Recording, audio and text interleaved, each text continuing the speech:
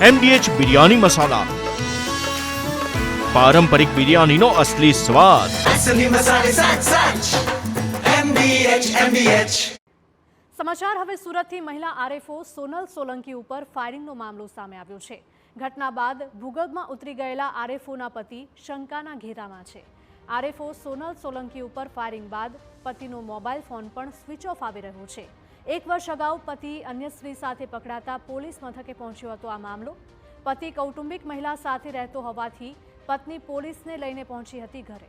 લગ્ન જીવનમાં પતિ પત્ની વચ્ચે છેલ્લા 2 વર્ષથી ચાલતો હતો તકરાર. પતિ પત્ની એકબીજાથી છૂટાછેડા થવા માટે કોર્ટ કેસ પણ ચાલી રહ્યો હોવાનું સામે આવી રહ્યું છે. પોલીસને શંકા જતા પતિ નિકુંજ ગોસ્વામીની શોધખોળ શરૂ કરાઈ છે. માથામાં ગોળી વાગતા મહિલા આરએફઓની હાલત ખૂબ જ ગંભીર છે. 72 કલાક પછી સ્થિતિ જાણી શકાશે. હાલ મહિલા આરએફઓ કોમામાં છે. માથાનો સીટી સ્કેન કરાવતા જણાયું કે કોઈ મેટલની વસ્તુ મગજની અંદર હોય એવું લાગે છે. દર્દીનું ઇમરજન્સીમાં મગજનું ઓપરેશન કરવામાં આવ્યું, જેમાં તેના ડાબી બાજુના મગજના ભાગમાંથી બંદૂકની ગોળી એટલે કે બુલેટ કાઢવામાં આવેલી છે. બુલેટની એન્ટ્રી ચહેરાના જમણા ભાગમાં થઈ મગજમાંથી પસાર થઈને મગજની ડાબી બાજુના ભાગ સુધી ઘૂસી ગયેલ હતી. હાલ દર્દીને ક્રિટિકલ હોવાથી તેમને આઈસીયુમાં સારવાર હેઠળ દાખલ કરવામાં આવેલ છે. આરએફઓ સોનલબેન સોલંકી અને આરટીઓ ઇન્સ્પેક્ટર પતિ વચ્ચે લાંબા સમયથી અણબનાવ છે.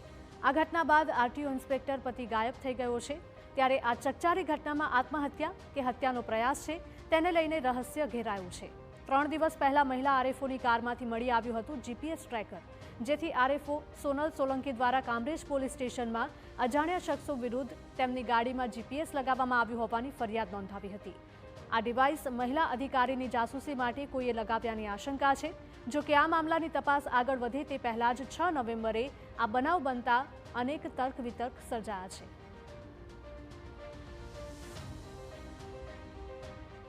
સુરત જિલ્લાના કામરેજ તાલુકાના વાવ જોખા રોડ પર ગતરોજ એક કાર મળી આવી હતી. સ્થાનિકોએ આ કાર ચેક કરતા તેમાં ગંભીર અવસ્થામાં આરએફઓ સોનલબેન જણાતા તુરંત તેઓને હોસ્પિટલ ખાતે ખસેડવામાં આવ્યા હતા.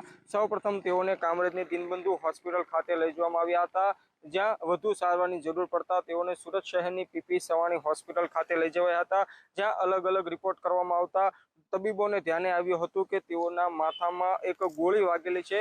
આ ઘટનાને પગલે સુરત જિલ્લા પોલીસ દોડતી થઈ ગઈ હતી. સીધા દ્રશ્યો જોઈ શકો છો કે સુરત વન વિભાગમાં ફરજ બજાવતા જે આરએફઓ સોનલબેન સોલંકી છે તે આ કાર લઈને પોતાના બાળકને સ્કૂલ પર મૂકવા જઈ રહ્યા હતા. તે દરમિયાન ઘટના બની હતી. જે રીતનો ઘટનાક્રમ છે તેના પરથી પોલીસને પૂરેપૂરી આશંકાઓ છે કે અજાણ્યા કોઈ ઇસમોએ તેઓને ગોળી મારી હોય. જો કે હાલ સોનલબેન આઈસીયુમાં છે, બેભાન અવસ્થામાં છે. હાલ તો સુરત જિલ્લા પોલીસ દ્વારા ઊંડાણપૂર્વક તપાસ હાથ ધરવામાં આવી છે.